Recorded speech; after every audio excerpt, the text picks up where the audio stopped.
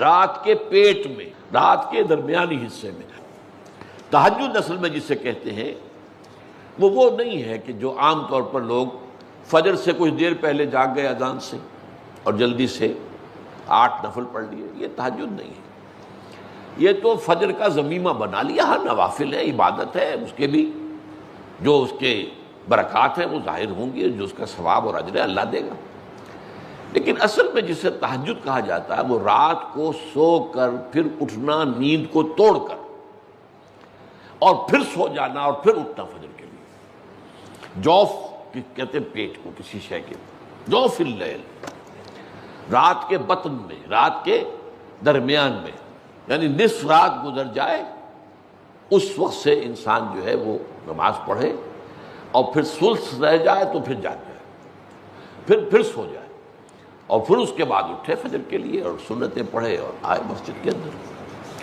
تو یہاں آپ نے فرمایا وَصَلَاةُ الرَّجُلِ فِي جَوْفِ اللَّيْلِ، اور اپنے اس قول کے لیے حضور نے آیتیں تلاوت فرمائی وہی دو آیتیں۔ یہاں یہ سورہ سجدہ کی آیت نمبر 16 اور 17 ہیں۔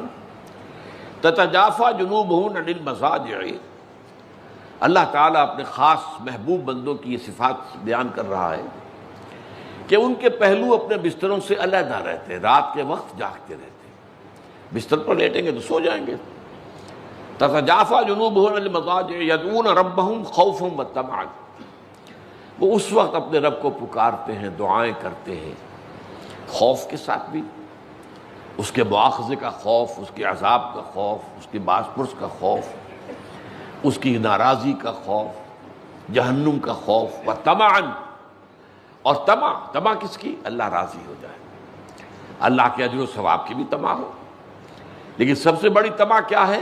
اللہ مجھ سے راضی ہو جائے۔ اس لیے سب سے اونچا مقام یہی ہے، رضی اللہ عنہم ورضوا عنہ، اللہ ان سے راضی ہو گیا، وہ اللہ سے راضی ہو گیا۔ یہ باہمی رضا ہے، بندہ اپنے رب سے راضی رہے، وہ رہے کہ تسلیم و رضا، جو بھی دنیا میں آ رہا ہے اس پر شکوہ، اللہ کا شکوہ زبان پر نہ لائے۔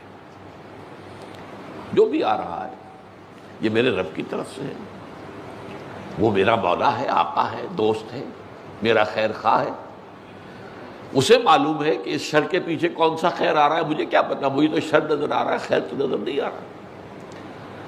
اس لیے فرمایا گیا کہ ہو سکتا ہے عسیٰ ان تکرہوا شیئا وہو خیر لکم، وعسیٰ ان تحبوا شیئا وہو شر لکم، واللہ یعلم وانتم لا تعلمون، ہو سکتا ہے تمہیں کوئی چیز بری لگے حالانکہ اسی میں تمہارا خیر ہو، عین ممکن ہے تمہیں کوئی چیز اچھی لگتی ہو حالانکہ اس میں تمہارے لیے شر ہے، اللہ جانتا ہے تم نہیں جانتے۔ اس کیفیت کے اندر دنیا کی زندگی گزارے، اللہ تعالیٰ آخرت میں اسے راضی کر دے گا، اللہ اس سے راضی ہو جائے گا۔